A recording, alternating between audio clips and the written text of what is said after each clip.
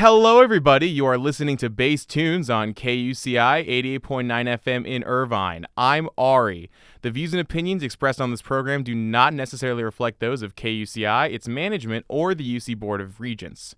I have with me here probably my favorite interview I've done so far, Michael Shea. He is the creator of something that I talked about it last week, Saint Banger, a new re-recording of Metallica's infamous 8th studio album, Saint Anger. And if you can tell on the video, I got the Saint Anger Air Metallica shirt. This isn't official from 2003. I got it at some store in a different city, but it works. Anyways, Michael Shea is a multi-instrumentalist, songwriter, and audio engineer from Canada. So this is also the first international interview I'm doing. Sick. He started playing music in 2004, mind you, joined his first band in 2007, and released his first full-length solo album in 2010. I don't know how you can release a full-length solo album without playing music. The times got wrong, but hey. He also makes music under the name August Silhouette and released the album Follow in April of 2023, so check it out. It's going to be a lot different from Saint Banger, but it's pretty cool. Welcome to the show, Michael. Hey, thanks for having me. I'm happy to be here. Yes, and thank you for reaching out. I'll say this before we get started. I found this thing on my YouTube recommended on my homepage. It was a nice thumbnail with the, I guess, what's it called? The soy jacks pointing or whatever. Some stupid thing like that. It didn't originally have it for like the first couple of days. It just had like the regular like video, but then I'm like, oh, I gotta make some dumb thumbnail for this. You thing. gotta make a good thumbnail. Did that? That's random, yeah. Did that boost the traction of the video at all? The new thumbnail, or have you noticed that? Or did you like look? It's hard to say because like it happened so quickly. Mm-hmm. Like even like last Friday, we were at like 100,000 at like 10 a.m. and now we're like at 175. So like, oh really? It's gone up that much? Yeah. Wow. Yeah, I've been listening to it, but I looked at the YouTube video, then I saw there was a FLAC link, so I just switched over to that. Right. Higher audio quality, even though most of the time it's on my like AirPods and those are capped at like 256 kilobits per second, so you're not going to get lossless, but whatever. So I guess my first question for you is, what made you decide to remake Saint Anger? So okay, let's go back. It's like spring 2023. I'm just releasing my album. Mm-hmm. I guess it's weird because you never think of these things happening at the same time. But I had seen like some videos on YouTube. It's like people just talking about Saint Anger. It's like 10 years after the album came out. They're kind of reviewing it, and I'm like, I'm not a Metallica fan. I've never really heard this album. Like back in 2003, like we'd have like Much Music on TV. It's like the MTV of Canada. Okay. We'd have that on the TV all the time. So like I'd seen like Saint Anger on TV, but I like didn't hear anything more than that. Like I might have heard a bit of Frantic over the years, but really I hadn't heard anything from the album other than the one song. So I'm like, let me listen to this thing and see like how, everyone says it's so bad. Let me hear how bad it actually is. Yeah. So I pull up the album on Spotify and I'm like, it's not that bad. Like I can hear all the good things in it, but like they just like they did it so poorly that I'm like, I can work with this and I can try and make something, like trying to make some sense of it. So that's kind of how it came about. Okay. Well, that actually knocks off a couple of the questions already. That's great. What do you think was the biggest strength of the record from when you heard it? The riffs, like that. It reminded me of like other music that I like. Like when I was getting into like playing in bands locally, the other bands around here, they were kind of playing kind of like that like southern kind of like post-hardcore or like hardcore metalcore kind of thing. Mm-hmm. So like they all kind of had those like bluesy like heavy riffs. Yeah. So like when I heard that, I'm like, yeah, I could get into this if it was done differently. So that's basically just what I did. I made it more like the stuff that I was hearing back in like 2007, 2008. Interesting. What do you think is his biggest flaw? Um, There's a lot of flaws, there are mind you. some. Sorry. um, it's like I don't want to say it's the drums because like the drums are like so easy to pick on. Yeah. Um, I think the production could be, I think you could get past that, but the some vocal parts on this album are uh are not great, Mm-hmm. to say the least. Yeah. So I so, those are some of the parts that I kind of cut from the album. Like if I'm like I can't listen to this, there's nothing I can do to fix it. I just kind of got rid of it. Okay. Interesting.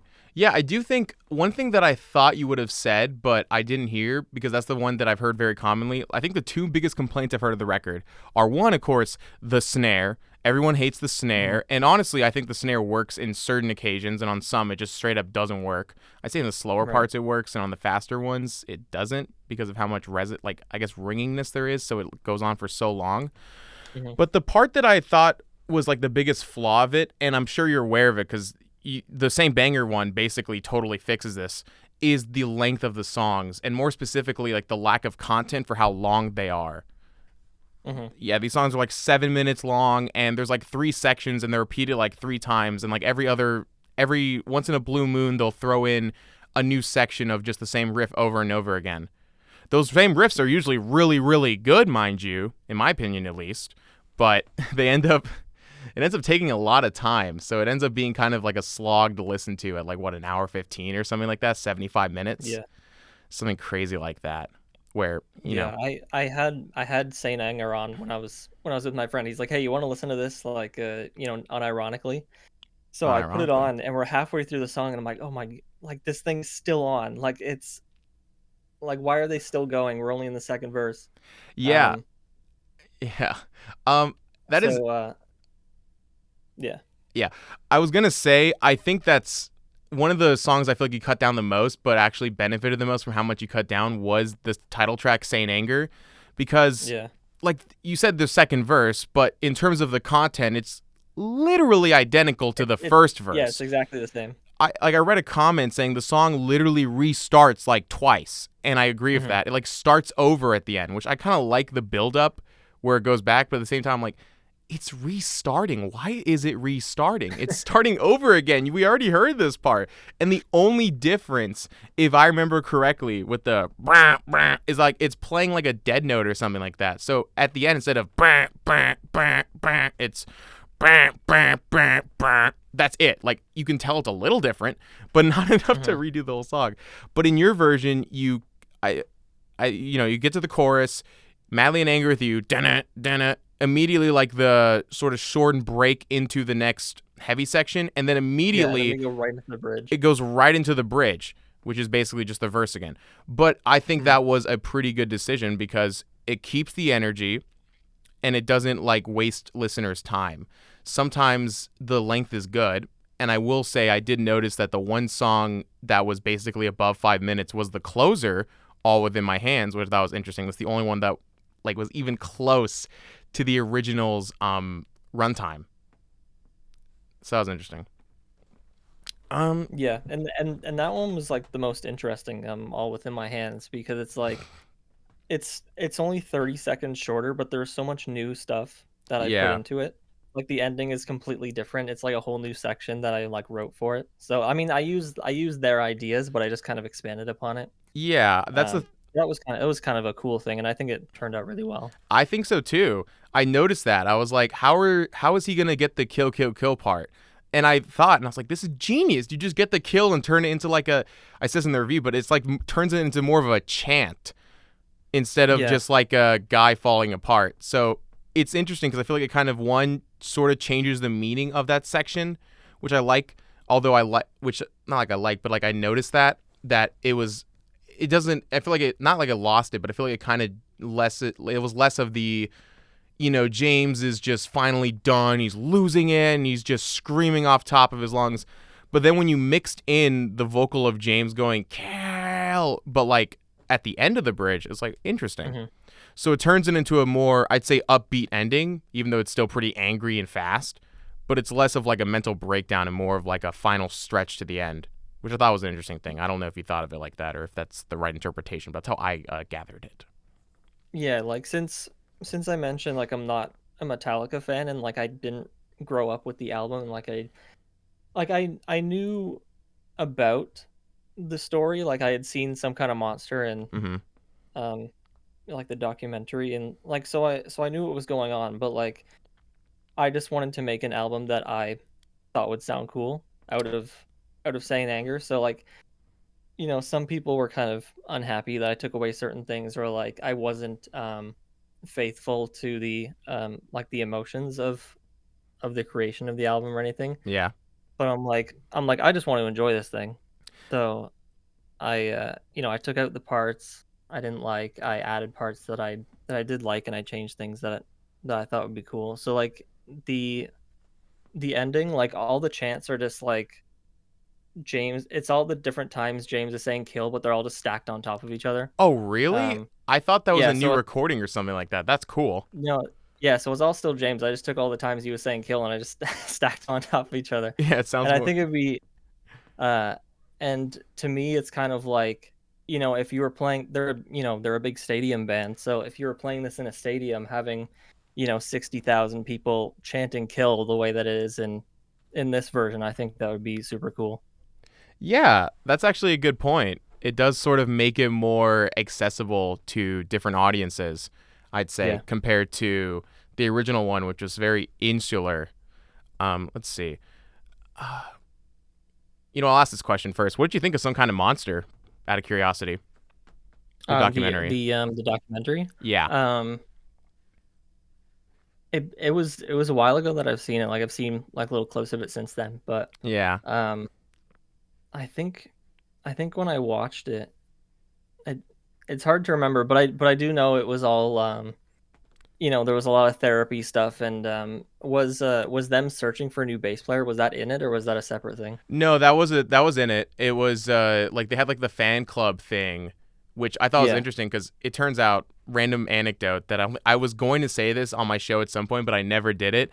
Uh, I met like some of my girlfriends, like my girlfriend's extended family, and her like uncle actually was the first guy on the like when the scene where they show the fan club playing the bass. Him and his friend were the first two guys.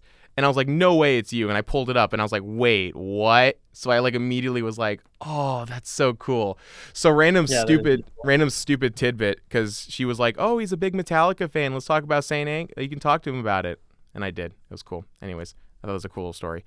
But yeah, and then after I that, oh, sorry. Oh, I was just gonna say I think I mean they've done it for multiple albums. Like they did it for Death Magnetic, I think. Like doing documentaries, like all the behind the scenes of the recording and the writing and everything like that. Um, I think it's I think it's really like interesting and vulnerable of them to like document everything and release it. Um, because they just show that like even the biggest band in the world has so many internal issues, and Hmm. so I think that's something that we could learn from all all individually as like smaller musicians. That's true. I feel like especially with that documentary, like I don't know, I think it was actually a really good thing for them to do. It was a very like if I was in their place, I don't know how I'd feel about that personally. Like Yeah, showing everything on tape and then them having to buy the rights back and then give it like a Sundance thing and people liking it, even though like people objectively yeah, liking it as a product. So I think the directors actually were known for making interesting documentaries of that nature. I forgot their names, but I remember it was a duo, and they actually wrote a book. One of the guys, it's called, was it called This Monster Lives? I'm not sure. I'll pull it up and send it to you after this.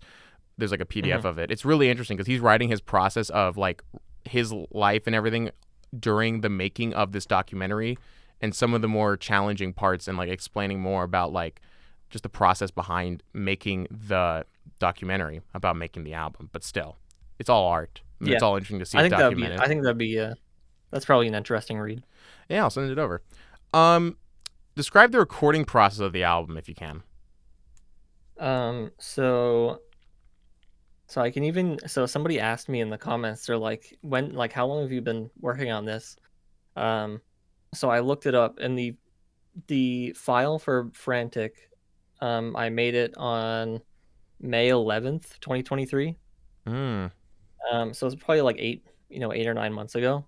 Um but the the recording, it wasn't anything like too complicated. Like I didn't go overboard. Like in the sound, it's kind of just like because I kind of like that live sound. Um, Hmm. I didn't want to change it too much and like make it all really clean and modern and like uh tight the way bands are. So like a lot of local bands and like even bigger bands now, when they were releasing like their early EPs like Chelsea Grin and stuff, like they didn't sound amazing. But I like that kind of boomy and loud um and raw feeling that Metallica was trying to go for. I don't think they captured it, because it did feel just like a bunch of pieces stitched together instead of you know the rehearsal videos where they're all just playing in a Yeah, room together. Like if they just did it that way, it probably would have come across a lot better. which it literally was just them stitching it together in Pro Tools after the Yeah. fact. hmm So if they just played it all live, it probably would have turned out better for Hmm. the album. But yeah, for this it's just like um I grabbed I think I just started with Frantic. I didn't know how far I was going to go with it, if I was going to do the whole thing or just maybe one or two songs, but I grabbed Frantic. I cut it down as much as I did to 3.5 minutes from almost 6 minutes, I think it is. Um, so like I chopped it up, and then I just put it in the session, um tried to get the tempos close, because like they didn't play with a click, so I just kind of had to eyeball it. But Yeah. um, did that, program the drums for it using Get Good Drums Invasion, Okay. um, and then just like lay down bass and guitars. And then I didn't have any vocals on it for forever. Like the vocals didn't get added until um, weeks before it got released. But Hmm. um, because I wanted to have a new vocalist. I was gonna ask Um, about that. yeah, I want. I'll No, no, I'll no. answer. I Yeah, like I like that. I like that. yeah, I can get to that now. It's like I was like reaching out to some people. Like I was trying to find people who were doing vocal covers on YouTube, and being like, "Hey, like I'm thinking of doing this Saint Anger thing. Like, would you maybe want to do vocals?" But like nobody got back to me. Mm. Um, because at the time I only had like 400 subscribers, and like I didn't really have um like I didn't have that much of a presence online. Like I didn't have uh a lot of good I didn't have a good profile, I guess. People probably would look at what I had at the time and be like, he's just some Some guy. yeah, just some random guy like still trying to figure out how to mix properly. Uh, so I yeah, so like that didn't work. So it just didn't have vocals for the longest time. But I got through all the songs, and yeah, like it's just like very basic stuff. I didn't try to do too much of it. I'm thinking of like going through a mix like of Saint like Sweet Amber or something, and putting that up on YouTube, just showing all the steps that I took. That'd be very interesting. Yeah, that could be cool. Yeah, I think that'd be a great idea. So I was gonna ask, were you ever considering singing on it? But I think I know the answer to that. Uh, but how did you end up separating the vocals from the original tracks? Because I noticed a couple things with it. hmm One, it was a pretty good separation. Like I've tried, I used I'll say this. I tried to separate all the stems with, I believe it was Ultimate Vocal Remover with the Hybrid Demux like machine learning model or whatever, because it seemed to be the hmm best one. But this was just for me to get the bass guitar lines, and keep in mind that basically went to nothing because they're so muddy in there and you can barely tell what's going on half the time with the bass. But I actually ended up I learning more about like certain lines, like let me think. I think Some Kind of Monster, the weird like fuzz box terrible sounding amp guitar little melody in like Yeah. before the actual verse. The bass isn't just playing da-na-na-na. It's actually like dung dung dung dung dung dung dung dung dung dung dung dung. Like there's more complicated things to the bass than people would actually be able to tell when listening to it. So it's been a strange challenge, like figuring out what it sounds like and trying to recreate it on my guitar, on my bass guitar, because that's what I play. Mhm. But I was gonna ask, like, what sort of software did you use to separate the vocals? Well, it's interesting that you talk about like trying to separate like all the stems because it was actually last night I thought, okay, let me try to separate frantic just for the hell of it. Like let me see what everything actually sounds like in here. And I'm like, what on earth is the bass doing? Yeah, Cuz like it's so muffled. Like it's all low end. There's like no definition to it yeah, whatsoever. And it's like not playing anything like remotely close to what the guitars are playing. yeah, Um so so yeah, I I mean cuz it was Bob Rock on yeah. It bass, was right? Bob So Robert. Um. yeah. So I have no idea, but I used vocalremover.org. Oh, interesting. I don't think I've heard of that website, but like the name is so maybe not generic, but it's so like Yeah. ubiquitous. I feel like if you look up vocal remover, it would be one of the first ones and maybe one of the first recommended ones. So maybe, but yeah, it sounded pretty good. Did you do any like mixing on the stems? Because what I could tell was that it feels like you clipped the treble pretty hard, like the high end. Mhm. Yeah. Because it was actually one of my biggest criticisms of the vocals from the original album. They're very dry and in your face. Like I think in the Some Kind of Monster documentary, you can see James for like the frantic TikTok part where he's just straight up in the microphone, like I'm not gonna do it, Yeah. but you know what I mean. Yeah. Yeah, And yeah. is that like that's fine? It's very dry, but there's so much like this. I don't know if it's sibilance is the right word for it, but like Right. Yeah, the that's it. it is the right word. Cool. Yeah. It's so like harsh on the ears when the rest of it I feel like is lacking in a lot of high end. Mhm. Like the rest of the guitars and drums and bass are lacking in a lot of higher frequencies. And I'm not really much of a mixer myself, so feel free to correct me on any of this. But yeah, that's the one thing I noticed. I felt like you kind of trimmed it down a lot on the high end. Am I correct on that, or? Yeah, so if I do decide to put up a mix, it'll like this will be uh this will be noticeable, but like the mix that I had before like the master bus, it's really dark. So like when I Huh. when I put those vocals in, it was like it was so bright. There's so much sibilance that I did cut out a ton of the top end. I really uh cranked a de-esser on it to get the S's out. Um Hmm. yeah, and because then I was boosting a lot of high end on the master channel. Although it's the album still came out dark, so Yeah, I feel like but I was it was a pretty dark. so like that's how dark the mix before it was. Was it just like the presets and settings you were using on like your amplifiers and the drum programming, or was it just like the mixing that you were doing in whatever like DAW you were using before you sent it off to master it? Not sent it off, but Um, mastered it. I do the mixing and mastering all myself. Yeah, Um, I figured. so the I was working off of a preset that I had made for like a different song. Like one thing I got into last year was like kind of doing short covers of songs so that I can mix them in the same style that they were originally mixed, so I Hmm. can get an idea of like different mixes and like things that I could do differently. Mm-hmm. So I think this one was working off of like a periphery um, template, but I changed a ton of it. But yeah, like that mix was kind of dark before it got to the master channel, and then I only made it even boomier and bassier with this mix. So yeah, it was really dark to start with. I see. So for recording the guitars and stuff, did you use an amplifier? Or did you just plug it straight into your computer with like MIDI or something? Yeah, everything was plugged straight into the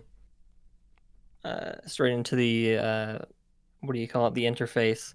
Hmm. And then I went into um, the Audio Assault Sigma EX for the guitars, and then the Aurora DSP Mammoth for the bass. Let's see. Oh yeah, it's an amp sim. Okay. Mhm. That's interesting because I wasn't sure what it was going to be because on other I'll bring up the 2015 remake in a bit because I'm curious about your thoughts on that. But like it very much felt like that one was straight just plugged into a computer. But I felt like whether it was because of like I guess like you said like the amp sims you used or the mixing and all that, it did feel more I guess lively. Like I couldn't tell as much that it was just straight computer the entire because like from what I've noticed generally from like from recording music it's more common for people to like mic the amp and all that if it's like a bigger thing instead of and obviously if you're just one guy it's going to be a lot harder to get all that Yeah. set up, but this is from my experience just like helping with miking for like the station's live performances where we mic all everyone bring the bands bring their amp and kit and everything and we just mic it up, but that was a Mhm. curiosity. What software like what DAW did you use to make this? I use Studio One for. Studio One? Oh, I've never heard of that. so like Studio One, like I think they're on version 6 now, but I'm still on version 4. Like it stopped updating in 2020, and it's like broken at Oh this point. wow. Like a bunch of like it has so many glitches at this point, but I just haven't upgraded yet. Hmm. That's interesting. Cause all the stuff I know is like like I've used FL Studio because that's just what I have. That's what I learned on. And then it's like Yeah. you got like GarageBand and Logic for Mac, and then you got like what Ableton and I guess everyone in the industry uses like Pro Tools, like all the big names. Yeah, there's like Pro Tools and Cubase and Cubase all too. that There's stuff. so many different ones you don't even know. And then like I guess Reason is another one. Like I don't know. There's hmm so many.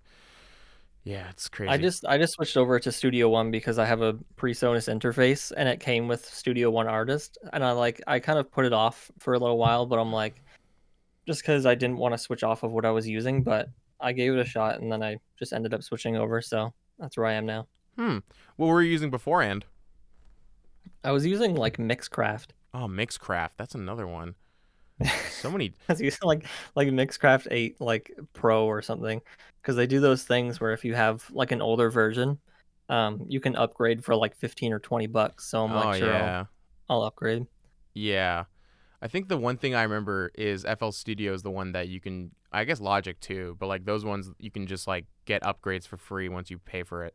So Yeah. that's what I'd probably end up considering getting FL Studio. That's just me personally though. I'm sure for live recording other ones are better. But, like I feel like FL Studio is more for like I don't know like hip hop stuff, like more Yeah, like digital more like things like beat that. making stuff. Yeah, beat making, which is what I sort of started off as more hmm so than like live recording. And I still don't have a good way to like I don't have like an interface or anything. So if I was to record my what was it like my bass guitar, I'd like put my iPhone's microphone up to the amp and like just to like get something down, you know? And like those mics aren't bad. Yeah. Like I would jam with my friends and we would record our jams with uh literally just an iPhone mic in the center. And obviously it didn't sound great, but like I mean, it worked, and we're not gonna. I haven't been doing that in a long time, so I don't know if we'll do that. But if we were gonna like, if we ever like got to the point where we'd have something to put down, we'd probably end up just like renting out a studio for a bit. But yeah, that's interesting. So it was a very That's that's like just to go back to the like just putting an iPhone down. Like that's basically how I got into recording. hmm Um like when I first started playing, I had like an MP3 player and like they would have like little recorders on them. yeah So I would use that, and then when I wanted to do more than just like single takes, all I could do was just record once and then that's it. Um, I had I would use an MP3 player and go back and forth with a tape recorder. oh wow So like I would record on one, play it through a speaker, and then record on the other one, play along to it, and then just go back and forth. wow Um, so like this is so back like in the my day. my like my first album in quotes is like from 2008 and it's like on tape. Um it's not good by any means, but but it's the first thing I did. And then when I got into bands and like I would bring my MP3 player with me and I'd just throw it down whenever we had an idea. And like I did that for everything, like even up until like 2012 when I was a guitar player in like a rock band. hmm Um I would always just like, hey, let's record, let's record, let's record. Like, let's just get something so that we don't forget it, we can improve it. And Yeah, like, I've just always been like that. that's a pretty good strategy. I feel that's why we did it. We would just put the phone down so we can be like, oh, I remember this part, and then we just skim through it together after some time. Yeah. Obviously there were a lot more like I think we weren't that driven really. It was more of just like a hangout opportunity. And one of the guys is off in like the what's he doing? Yeah, he's in the Air Force now, so we're probably not gonna. And he was like the best at guitar. He was like the one who actually knew how to play anything the best. So we're probably gone for a bit, but yeah, it's a good strategy to do that. Hmm. You can just put it down and you come back later and you can see what's good, and then you can build off of that with like better equipment and all that. I think it's the best Right. way to do it. I mean, that's what I don't know if you listen to like Pantera ever, but like Dimebag, that's what he did. He would just Hmm. have like a tape. He would just like record a bunch of riffs onto tape and then just bring it into the studio or whatever with the boys. And he's like, "Hey man, we got the tapes. Let's play it."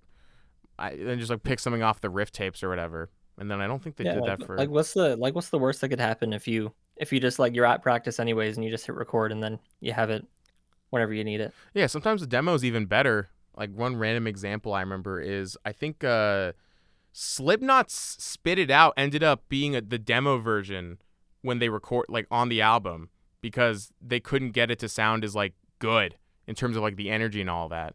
And I Hmm. haven't listened to Slipknot in a long time, mind you. Well, not a long time, but it's been a while. But I like how that record sounds in Iowa. So I'm a big Yeah. Ross Robinson guy. I like his production style. Anyways, let's see here. Have you heard Saint Anger 2015 by any chance? Yes. I don't know if I've heard the whole thing, but I kind of like skimmed through it to kind of see what they were doing. But fun fact, I don't know when it was. It was like a couple days ago. I was scrolling through the comments because I do try to read all the comments, and now that there's like thousands of them, it's a lot. But It's a challenge, yeah. I do try to read them all, and I did see the handle uh at Saint Anger 2015, and I'm like, this is the guy. I'm like, this is the guy who made the other one. So he's seen my video, and I think that's really cool. Oh, that's cool. That's awesome. I was gonna ask what you thought about it, but I mean, it's your call.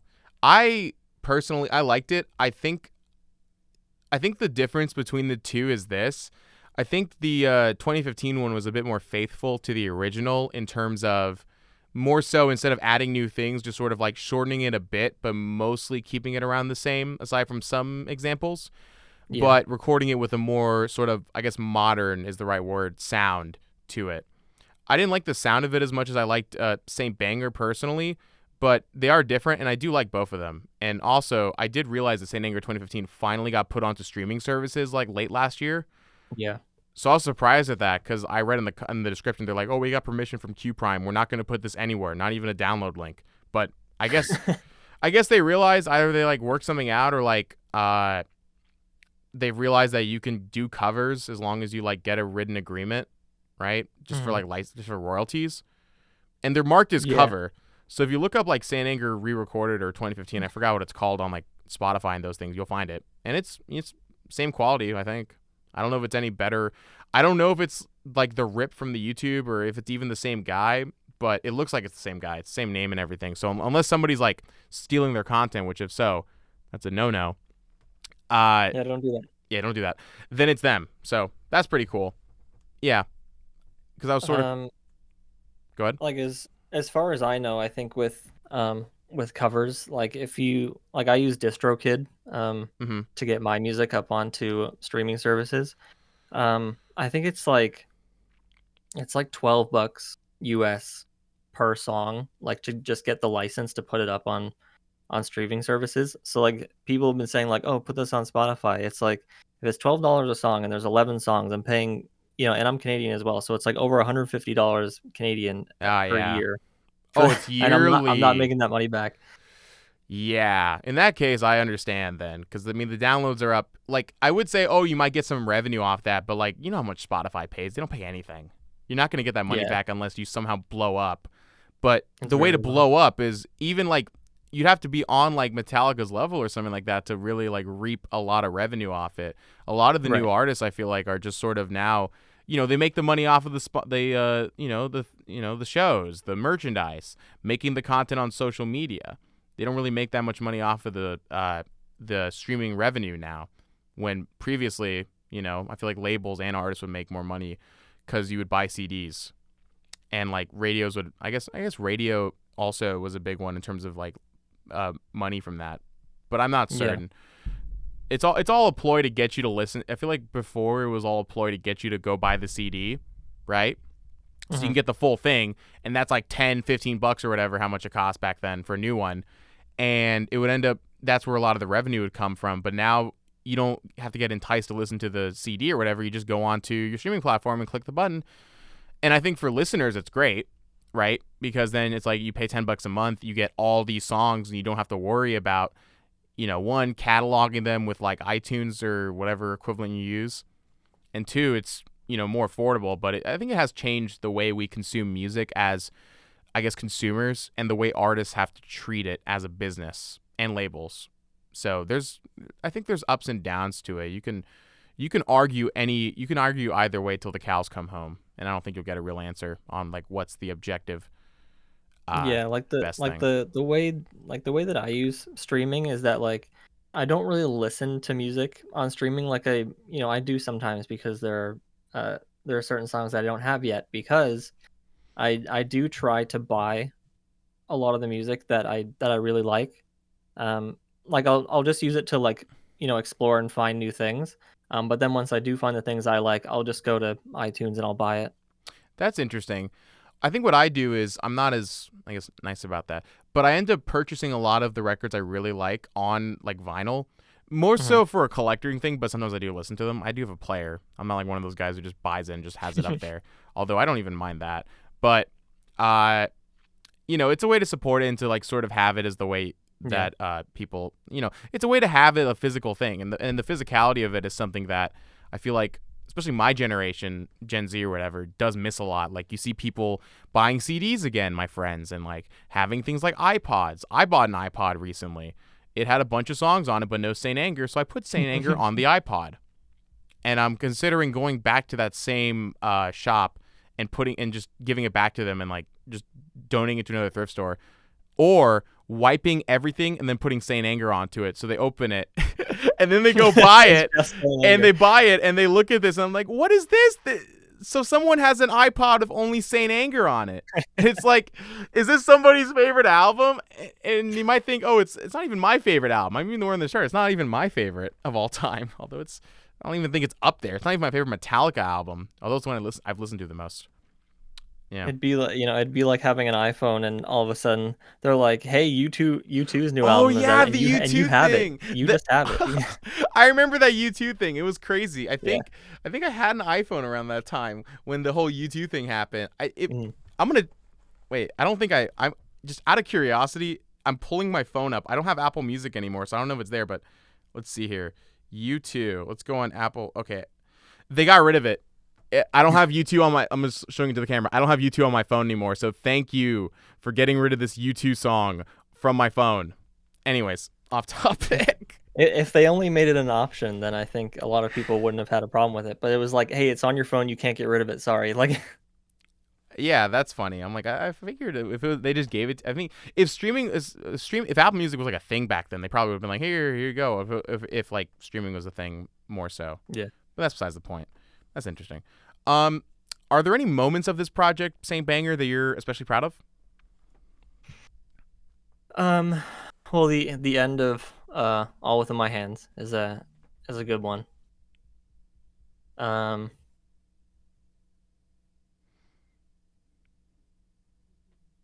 no, not a whole lot of parts like stick out. Mm, Um, there I've seen a lot of people a lot of people say they don't like Purify. They're like, "Oh, this is Metallica's worst song." Um, but like I think that song is super cool. yeah, Like the intro with the bana bana bana bana bana like that's a really cool like bouncy like new metal riff. yeah, Um, and then the verse has like a cool a weird drum beat. I don't know how Lars came up with it, but like that's actually really awesome. yeah. That one was really weird.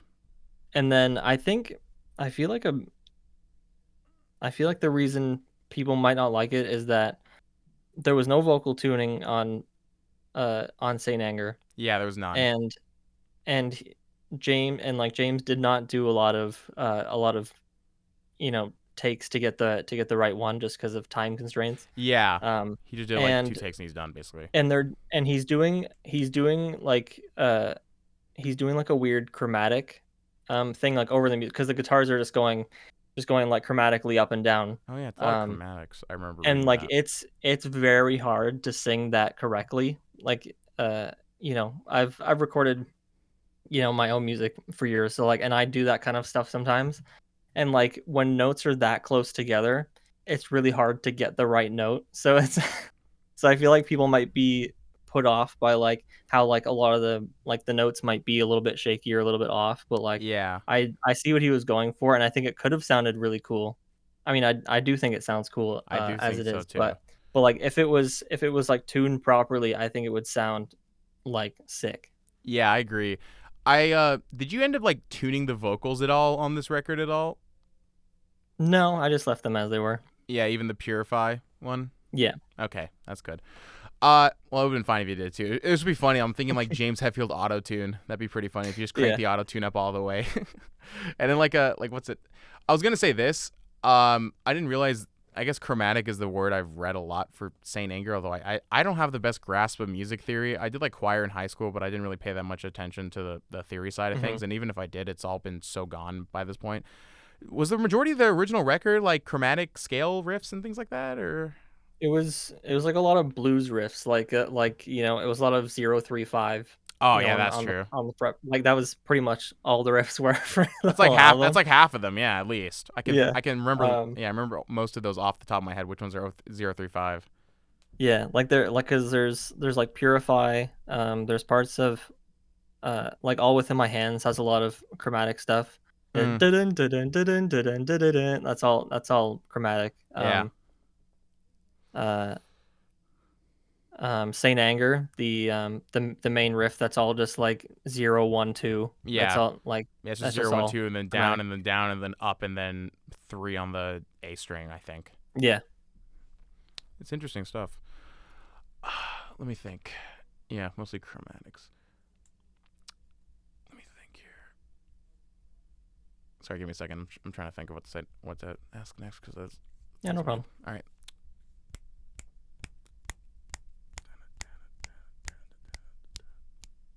What like guitar and bass hardware wise did you use for this? If yeah, you don't mind answering. I don't really mind answering anything about it. I'm not gonna like hide my secrets. Okay, Um, sorry, I don't know or why I said anything. that, but yeah, what Like guitar and bass did you use then? like some people might be like protective, be like, oh, I don't want to let it out because people will steal my stuff. But like, um, no, like so I recorded the guitars twice. Okay. Like I did like demo versions just to make sure everything like sounded okay, and I used an Epiphone Les Paul Special 2 for that. And some of those parts carried over to the final version, like a lot of like the clean intros and stuff, like Saint Anger, like that the intro, like the very start of the song, that's the Epiphone. Like the Hmm. start of Sweet Amber, that's the Epiphone. So there's just like little parts throughout the album that I didn't replace because I thought they sounded fine. Yeah.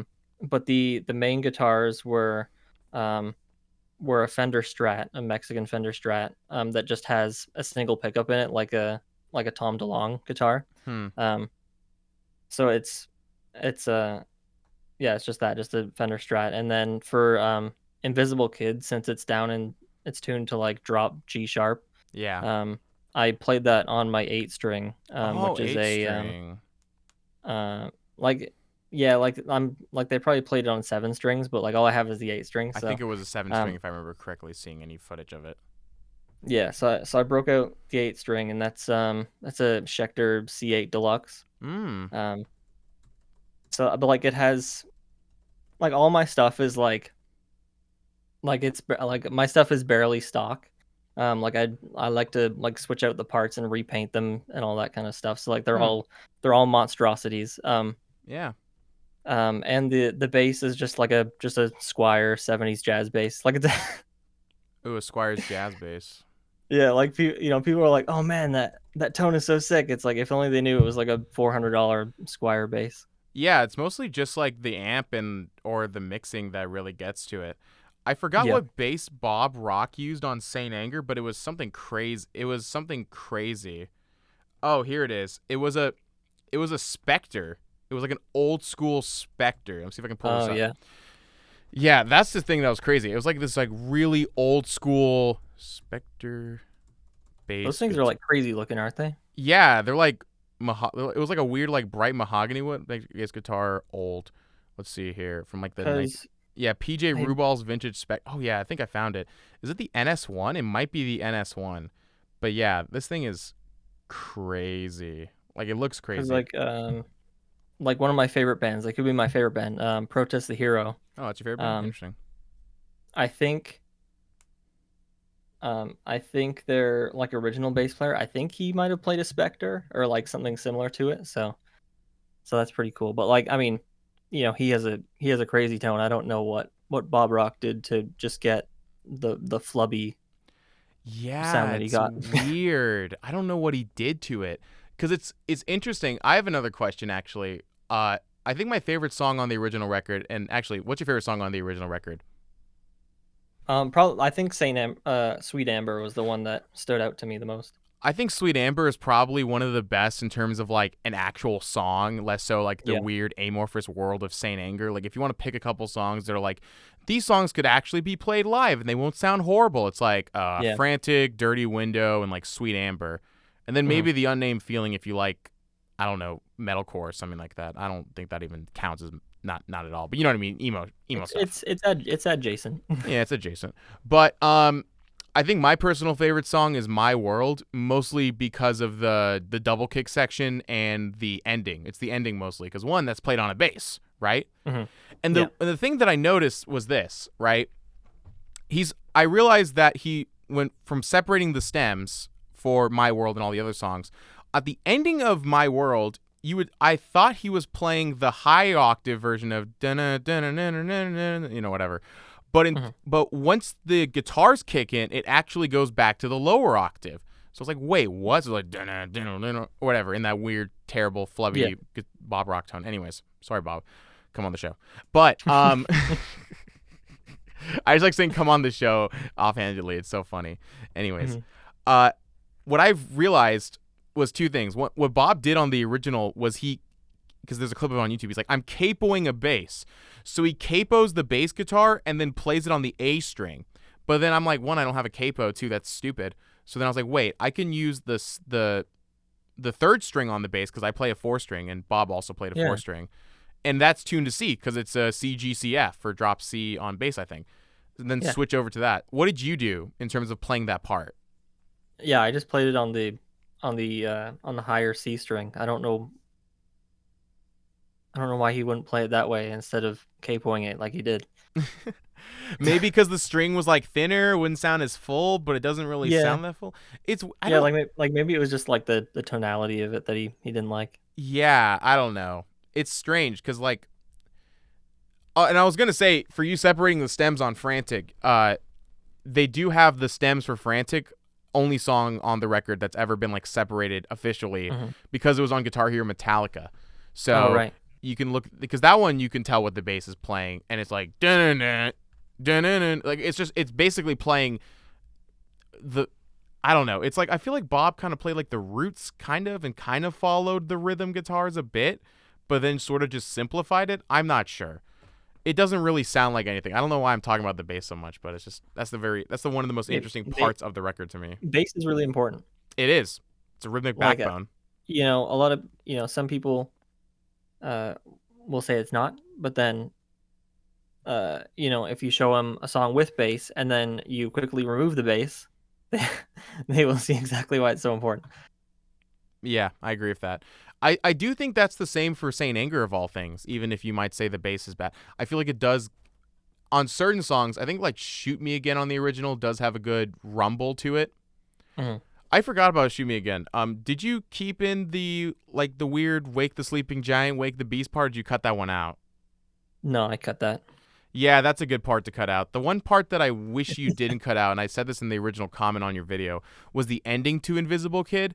But I understand that, and and I'm very glad that you didn't cut the bridge out. And that was what I was gonna say was probably the part I was like, wow, this is really cool. Because like, how is he gonna do the bridge?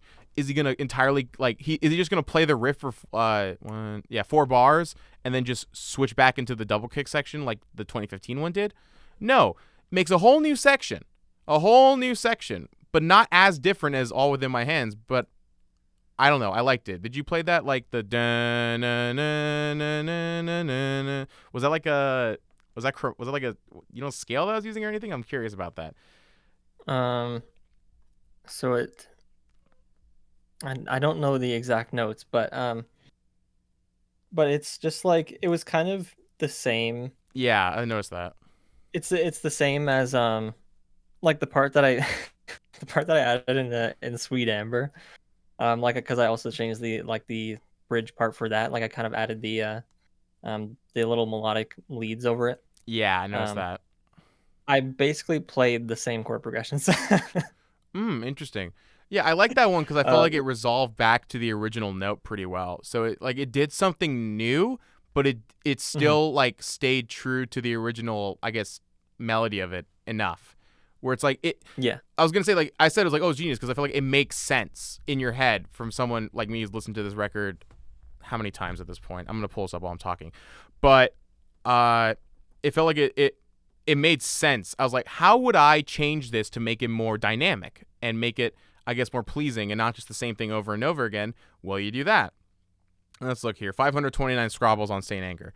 Still below Chocolate Wow. Starfish and the hot dog flavored water and $3 Billy by Limp Bizkit. That's why I got into Saint Anger personally because I was big. I had a huge new metal kick last year, Mhm. and Saint Anger was kind of like the next step, sort of after like I stopped at like Linkin Park, and then I was like, okay, I'm done with this. I don't want to get to the metalcore.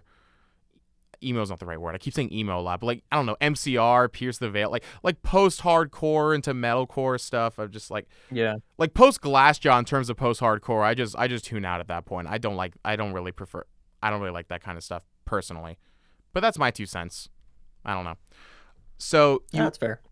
yeah, okay. So what kind of music do you listen to outside of, I guess, this Stanger banger? Um, yeah, so like it's like it's probably um surprising. Um, because I don't listen to thrash like at all. Like Hmm. I don't listen to like I listen to like a little bit of old like rock and metal. Like I still have Iron Maiden on my in my library for some reason. Which surprisingly I heard some stuff from like Ride the Lightning. I'm like this is very Iron Maiden. That's what they're listening to. New wave British Um, heavy metal too. All yeah, that stuff. just like the kind of melodic like harmonized leads that they were doing over stuff. I'm like, yeah, this is very like heavy metal. Um like Iron Maiden was doing at the time.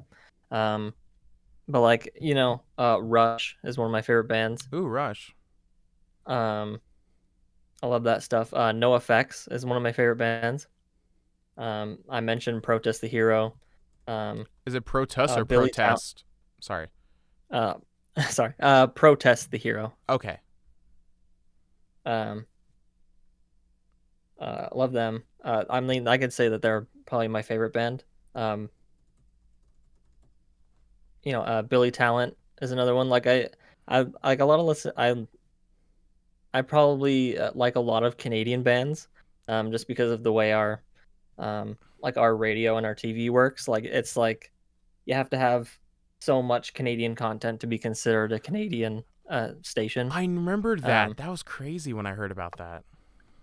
Yeah, so like we get a lot of like Canadian bands. So like Billy Talent, Protest the Hero, like Simple Plan, Sum 41, like all these bands were like all over TV and radio back then. Yeah. Um so I like a lot of that stuff, but I think like the thing that kind of took over my life in the past decade is Japanese pop music. Oh, J-pop. Hmm. Yeah, so I don't know if you saw it, but I was listening to it I didn't. um I didn't take a on look. Discord a while I ago. saw you were But listening to Spotify, but I didn't look at it because I was doing mm, something else. I think I was playing Power World or something like that, or like COD. I don't remember. yeah. Shout out to Power World. Um, Anyways.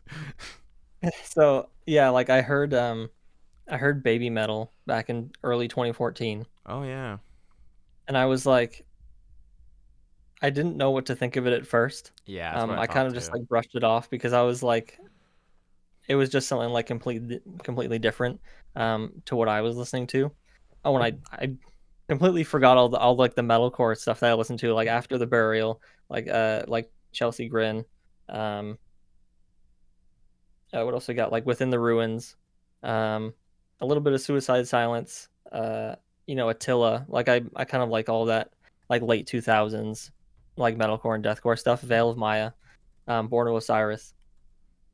Um, so that's kind of what I listened to. But like I heard Baby Metal in early 2014. Didn't know what to do with it, so I kind of just like forgot about it for a while, and then came back to it later in 2014, and then I went all in. I saw them in early 2015. Um, I'm like, oh, they're Baby Metal started as a subunit of Sakuragaku, and like, what the heck is that? So I go listen to them, and then, you know, straight down into the rabbit hole I went, and now here I am 10 years later, and I'm listening to some of maybe like the cringiest music you could think of, but like like I think it's really cool because the instrumentation on it is crazy. Like there's just guitar solos everywhere. Um, it's really interesting how they like mix uh different genres together that have no right being together. Um, it's just really interesting the stuff that they do for um, you know, 20 something year old girls in dresses. Yeah, exactly. It's interesting. There's a lot of variety, and you can get a lot out of that. Have you heard Otoboke Beaver by chance? I know they're a Japanese like sort of girl punk group. I'm only saying that. Never mind. Have you heard of them? I have not. Oh, I was gonna say that because I'm gonna do a quick plug. The station has a giveaway coming up soon, February 5th to I believe when's the you know what? Anyways, we have an Otoboke Beaver giveaway coming up soon. Be on the lookout. 5th of February. We'll be on KUCI FM on Instagram. We'll be launching it around that. One pair of tickets at the Observatory in OC. So you can go ahead and check that out. And we might get a second pair if we have interest. Yeah, I don't even know why I said that. This is going to go up on YouTube first. But hey, you know what? When it comes out, it's going to be important. And I did the giveaway. I like set up the giveaway for that. So I wanted to like plug it. Anyways, I think generally what I've been listening to is I got into Melvin's a lot. Hmm. So I just sort of been listening to Houdini for a bit. And then like still Helmet somewhat. I got into Helmet a lot because I sort of still got into like the groove metal, hardcore, post hardcore, whatever, the Yeah. stuff that like influenced the new metal stuff, and then also the stuff that influenced Saint Anger, which is stuff like KUCI, I think Corrosion of Conformity too, but I haven't really heard them. They got the Yeah. bases. I'd seen a lot of people mention them in the comments. Yeah, Corrosion of Conformity, KUCI. I didn't know if Down was really similar, was like actually that, but I just assumed so because it's like kind of that same sort of southern rock metal sort of thing, Mhm. but it's less like sludgy. Anyways, I like that kind of sludgy stuff, which is why I got into that. But other than that, I mean, I don't know. I guess some Glassjaw stuff because I saw them live because they hit their 30th year anniversary, and like Anima by Tool because I heard Undertow a few months ago, and I still don't think they've made a song better than Sober from what I've heard. But I'm of the mind that like I don't like the super complicated stuff as much. I like simple, good songwriting, and then if you want to get complicated, then do that. But that's just my 2 cents. Let's see. I think I might have like one more question. I think I gotta wrap this up after that. I gotta get on a show after this because I scheduled that I was gonna go on my friend's show after this. So I was like, oh Whoops. no, it's fine. I knew it was gonna be fine planning wise, and yeah. Let's see here. I guess my last question. Was there anyone else you worked on Saint Banger other than you? No, it was just me. But I originally did want the vocalist, but it didn't happen, so it was just me. All right. How do you feel about, and the last thing, I guess, how do you feel about the reception to the record, this version, Saint Banger so far? I think it's been really positive. I kind of knew what I was getting into. You know, releasing, a rework of Metallica. Yeah.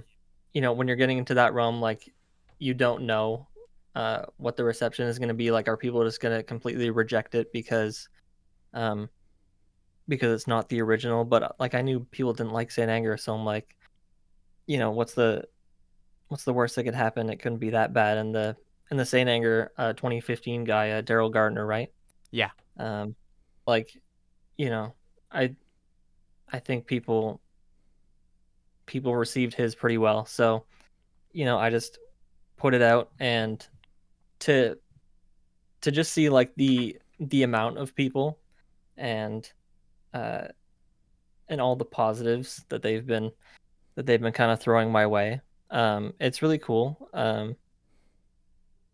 Like, it's hard to explain. Like, one guy asked me, like, how does it feel to be like a part of Metallica's history or something? And I'm like, Wow. I think verbatim what I said to him was, I still feel like a bedroom producer with no money. Yeah.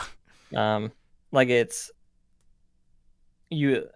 I don't know if you want to say that it changes you, or like anything like that, but like, I still do just kind of feel the same. Like, I don't think about it too much, in terms of like, oh, this is gonna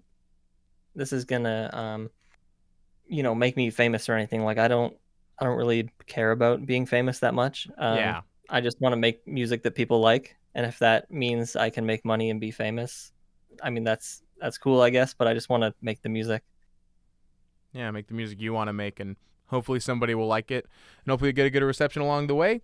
And Yeah, hopefully you can make a living off it. Because listen, that's the dream. That's the dream. If anybody can do the things they love and make a living off of it, even if it's not like the greatest living, like I'm studying like a totally different thing than this radio stuff, right?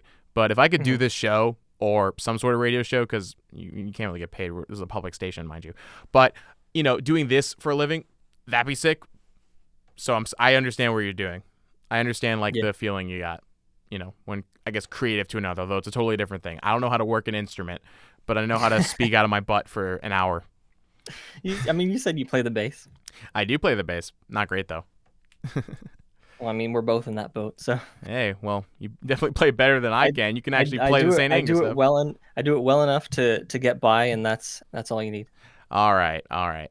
I think I should wrap it up by now. Is there any place anything you want to shout out, like any social media we can find you at?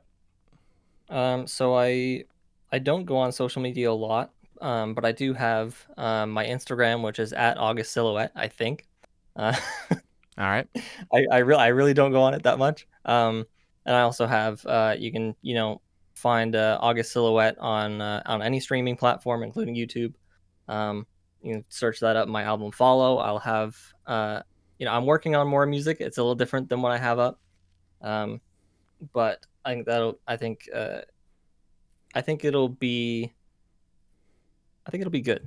I really like the songs, and I think people will like them. I think it's more accessible than what I have up now.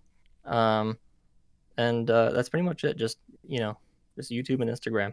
Yeah, you can find him on Michael Shea Audio on YouTube. He plugged his Instagram already. Go ahead and check out Saint Banger. It should be called If Saint Anger But It's Good or something like that on the YouTube. You can find it also a download for MP3 and FLAC lossless files. So if you want to check that out and all that. And yeah, go check it out. Let me know what you think. Let him know what you think. Show some love. And yeah, thank you so much for coming on, Michael. It's been a great interview. I learned a lot with this. Yeah, thanks for having me on. It was I don't do a lot of these, so it was, I mean, this is the first one. But I look forward to more in the future, and I'm happy that we got to do this. I am happy too, and I think you did a great job. All right. So that'll be the end of the show. If you want to check me out on any social media platforms, you can go to BASEDTUNES on Instagram. I have a YouTube channel too, youtube.com/@BASEDARI, youtube.com/basedari. KUCI's Instagram is KUCIFM. We'll have giveaways and stuff up there if you're, in OC. Make sure you're in OC. And yeah, I think that'll be it. So once again, stay based, everybody. Thank you for listening. And all right, partner. Keep on rolling, baby. You know what time it is. It's Fred Durst Friday. It's actually Wednesday, but when you hear it, it's Fred Durst Friday. I love you all so much.